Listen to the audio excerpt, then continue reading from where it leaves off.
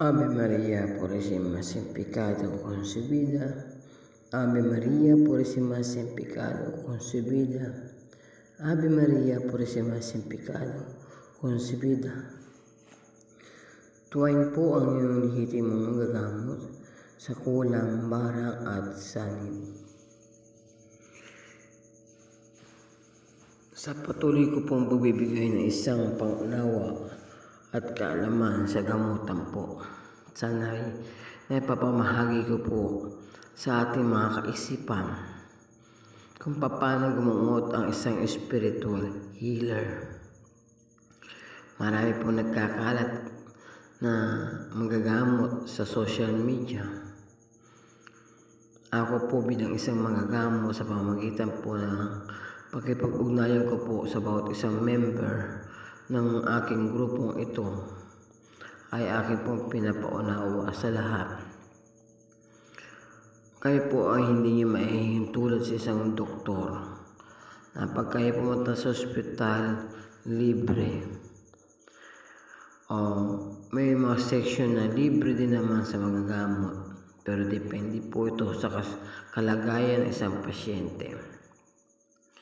Hindi po kami katulad ng isang doktor na lisensyado na kapag may maling ginawa sa pasyente, kami po ay pwedeng idemanda o ipakulong na sinatawag. Kami po ay hindi nag-aalok ng serbisyo sa mga pasyente. Ang aming pong tungkulin sa mga tao na lumalapit. Kaya po kami ay meron pong patakaran na tinatawag alituntunin, panuntunan ng Diyos para sa tao. Ano po ba ibig sabihin nito ng aking laging binabanggit sa aking paggagamot? Patakaran, alituntunin, para sa tao. Ang isa pong kumpanya o company, kapag wala po yung patakaran, o wala sinusunod na batas, o wala sinusunod na alituntunin o dapat gampanan, magulo po ang isang negosyo o kumpanya na iyong itinatayo. Sa akin po bilang isang manggagamot, kung wala po akong ibibigay na patakaran, medyo kami po yung madalas masasadlak, kaming manggagamot.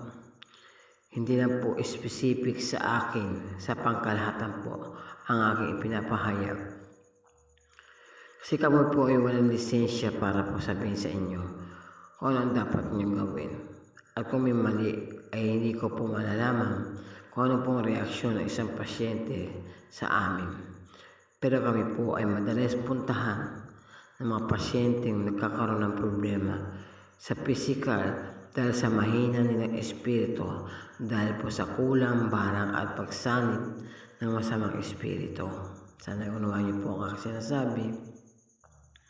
Ngayon po, kami po ay hindi naman tinatawag na nagnenegosyo. Pero kailangan ko pong maglagay ng isang patakaran para maunawaan muna ng tao kung bakit siya lumalapit sa amin. At bago po ko masabi ang patakaran ito, kailangan po magdedesisyon ang pasyente kung kayo po ay tutuloy o hindi. Lagi ko pong ipapaunawa, libre po ang dasal, wala po yung bayad.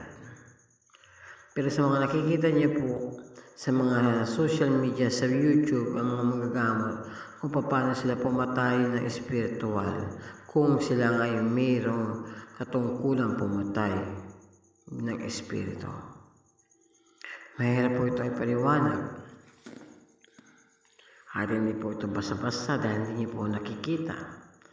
Minsan po, sa aking pong paggagamot, sinasabi ko sa pasyente na ikaw ay pinaparusahan ng iyong angkan. Angkan po. Hindi ko po nakilala ang lolo ko, lola ko, ang tiyuhin ko, so ano man. Lagi po natin tatandaan, kasalanan ng magulang, anak ang magdudusa. Kung ang anak hindi ko po sinasabi specific sa nanay mo kung saan kasi nila, kung sino ang nanay mo ngayon. Nandito po tayo sa iba't ibang saling lahi bago mapunta sa iyo. Para po si Kristo. Si Kristo po ay nasa ika-14 na saling lahi na mula kay Noah, mula kay Haring Enoch, sa Biblia, nakita niyo po ka ng family tree. Ganon din po sa atin. Tayo ay nagagaling sa angkan ni Eva at ni Adan. Dahil siya po ang nagsimula ng ating lahi, no? Ngayon po, yung pasyente ko lagi nagtataka, wala po akong kilalang ganyan, hindi ko po sila kilala. Diba? Pag po kayo pumunta sa aking tahanan dito po, sa mataas na bayan, Lemery, Batangas, kasama niya po ang ninuno nyo, ang angkan mo, kung sino yung nagparosa sa'yo. Or yung magkukulang na nagparosa sa'yo. So, bakit po namin alam? Yan po, ang paggagamot po. Kinakausap ng isang manggagamot yung kasama mo kung ano ang naging kasalanan mo sa iyong buhay. Siyempre, hindi ka pa sinisilang, may kasalanan ka na. Bakit? Galing po tayo sa angkan ng kasalanan. Yun po yung angkan ni Eva at ni Adan. Kaya huwag mong sabi, wala akong kasalanan, hindi nga ako lumalabas ng bahay O magkulong ka sa bahay, wala akong kasalanan. Huwag po tayong piloso po. Mga kapatid, kami manggagamot ay hindi basta-basta gumagamot na lamang. Ngayon po, may pasyente po ako na na-encounter. Lagi po ito na-encounter ko sa mga pasyente ko. Accepted ko po yung iba. Sa akin po, personally, my experience. Ang sasabihin po nila, bakit po ganon? Nung hinawakan niyo ko, lalo akong lumala. Lalo po lumaki yung aking katawan na parang lagi akong lumulubo. Bakit para po akong ganito? Na po, niliwanagin po natin to, no? Pag ikaw dumating sa aking harapan, sasabihin ko sa iyo kung ano meron sa iyo. Pero, pag hindi mo sinunod ang aking sinabi, habang tayo nag-uusap at ikaw nag-aalinlangan, sadyang hindi ka gagaling. Bakit? Kasi po, nag-aalinlangan ka. Hindi ka po naniniwala. At hindi mo rin po ginagawa ang sinasabi ko. Ano po ba yung sinabi ko? Magdasal ka sa iyong buhay. Hindi lang minsan, hindi lang ngayon. Araw-araw habang ikaw ay nabubuhay pa dito sa mundo para ang iyong kaluluwa ay lumakas. Yan po ang sinasabi. Kaya po sa akin pananalita po sa inyo, ipapaumanin niyo po bilang isang magagamot. Akin lamang pong pinapaliwanag kung bakit tayo humihina. Kasi po, hindi na po tayo natututong magdasal. Puro po shortcut. Kaya po, kung gusto niyo po maintindihan ang sinasabi, sa mga karagatan, kami po ay galing na Matabungkay kahapon. Ganun na lamang po ang aking pagkakataka, bakit ang dami namin nakikita niyan, kasi marami pong nalunod. Hindi na po sa specific sa Matabungkay area, sa lahat po ng karagatan. Marami pong inalon dyan namatay na walang lunas, namatay dahil sa sakuna, namatay dahil sa bagyo. So, ibig sabihin, nasa po ang kanilang kaluluwa, nandun po sa karagatan na yun. So, saan sila nalunod? Yung katawan tao, pwede mo na-revive mo. Pero ibig sabihin, yung katawan tao, nakuha mo. Pero yung espiritu, di mo makukuha. Nasaan siya? Nandun po kung saan siya namatay sa kalulunod, nandun po siya sa karagatan na yun. Bakit? Pero kung ikaw ay madalas nagdarasal araw-araw ng iyong buhay, mula noon hanggang ngayon at tinuro ng iyong magulang kung paano magdasal, ligtas ka sa kasalanan. Bakit? Dahil ang pagdarasal ay isang pag-aalala na takot ka sa Diyos. Ang pagdarasal ay isang paalala na kailangan maging matuwid ka.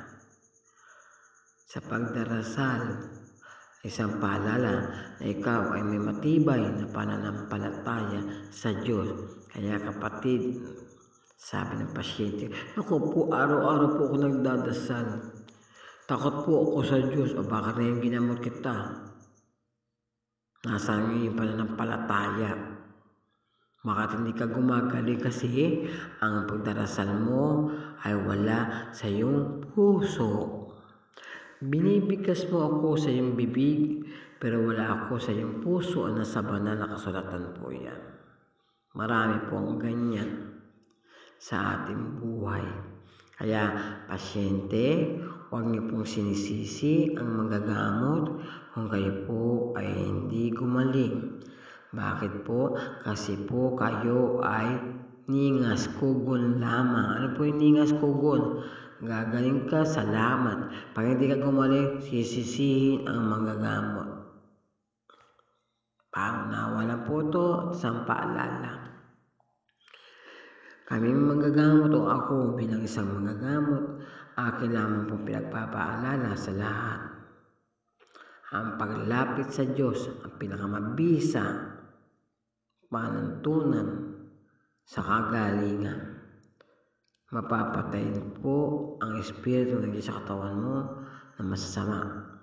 Subalit, bakit ka hindi gagaling? Subalit, kapag ang sinasabi sa iyo o sinasabi ko sa ating panggagamot ay patuloy mong ginagawa ang mali sa iyong buhay, marami po angkan yan. Angkan na papasok ulit sa katawan mo para ikaw ay patayin. Ibig sabihin, may mga espiritu pumapatay sa mga taong hindi naniniwala kay Kristo na iyong tagapagligtas. Kaya po ako bilang isang manggagamot, ang aking pananampalataya sa Diyos, hindi po ako faith healer. Hindi ako naniniwala para lang ako naniniwala sa Diyos kaya sa pamagitan ko, ikaw ay gagaling. Mali po yun.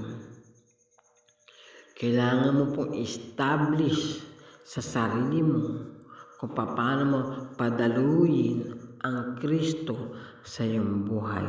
Dahil si Kristo ang ating tagapagligtas. Hindi po ako na manggagamot o sino mang manggagamot. Sabi ng pasyente ko, sino po kaya ang magaling na manggagamot? Wala pong magaling na manggagamot ni isa sa YouTube. Wala po. Kahit po ako, hindi ko masasabi magaling ako. Ang tanging magaling na manggagamot ay ang banal na espiritu, ang banal na manggagamot, ang ating tagapagligtas, ang Panginoong Hesukristo. Unawaan niyo po yan. Sana nakapagbigay po ako sa inyo ulit ng isang kaalaman. Sabi, gumuguho ang kagubatan, nabibiyak ang lupa. Naku, sabi nung fortune teller sa YouTube, darating na si Big One. Diyos ko Lord, si Big One matagal na dumating na tinatawag si Big One. Yan pong nararamdaman natin na pagguho ng kabundukan, pagbiyak ng lupa, pagbabaha, yan po ang nagdudulot po niyan ay ang tao. Tayong mga tao ang gumawa niyan sa ating buhay. Bakit? Putulin mo ba naman kagubatan eh? Magtayo ka pa naman kondominium sa kagubatan eh. Tagang kukuha ang mundo. Ha? Mindset. Huwag niyo pong isa. Dati si Big One, matagal na po dumating si Big One. Yung mga, ewan ko, I'm sorry po, bilang sa mga gamot. Yung mga fortune teller, yung mga nagbabasa ng kaming.